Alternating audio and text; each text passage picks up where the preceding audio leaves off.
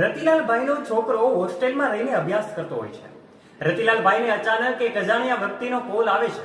એમને જાણ કરવામાં આવે છે કે તમારો દીકરો ખોટી રીતે રેપના કેસમાં પકડાયો છે. આ જાણ થતાની સાથે જ રતિલાલભાઈ ગભરાઈ જાય છે. એ પૂછે છે કે મારો દીકરો ન હોઈ શકે. ત્યારે તે અજાણ્યા વ્યક્તિ દ્વારા એવું કહેવામાં આવે છે કે લ્યો તમે તમારા દીકરાનો અવાજ સાંભળી લો, પછી જ તમને વિશ્વાસ આવશે. ત્યારે રતિલાલભાઈ એમના દીકરાનો અવાજ પણ સાંભળે છે અને રતિલાલભાઈ ગભરાઈ જાય છે.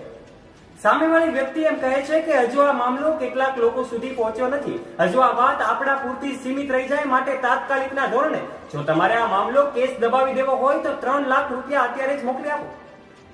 આ વાત સાંભળીને રતિલાલભાઈને થોડી ક્ષણો માટે એમ થાય છે કે મારે આ વસ્તુ કરવી જોઈએ, એટલે એમને 3 લાખ રૂપિયા તો આપી દીધા અને સામેવાળા વ્યક્તિને કોલ કટ કરી નાખ્યો.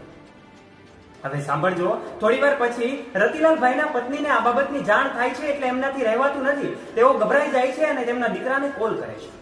દીકરાને કોલ કરતા જ એને જાણ થાય છે કે એમનો દીકરો તો હોસ્ટેલમાં જમીને અત્યારે શાંતિથી ગાર્ડન એરિયામાં બેઠો હતો. એમની સાથે આ જે કંઈ પણ બન્યું એ જાણીને પછી તમે પણ ચોંકી જશો. ઘટના કંઈક એવી બની હતી કે જે કંઈ પણ કોલ આવ્યો હતો એ સાયબર ફ્રોડ હતો.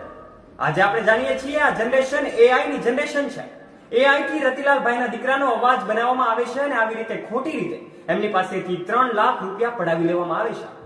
વાક હવે બેંકોના ધક્કાઓ ખાવાનો રતિલાલભાઈનો વારો આવે છે.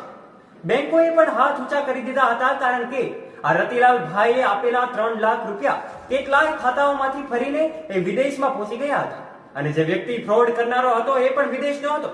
ત્યારે આ રતિલાલભાઈ હવે ન ઘરના રહ્યા ન ઘાટના. દીકરાઓને મોબાઈલ આપીએ છીએ, જે તે ફોટો અપલોડ કરીએ છીએ તો એ ફોટોનું પણ ખાસ કાળજી લઈએ અને આ સોશિયલ મીડિયાના ફ્રોડથી આપણે બચીએ.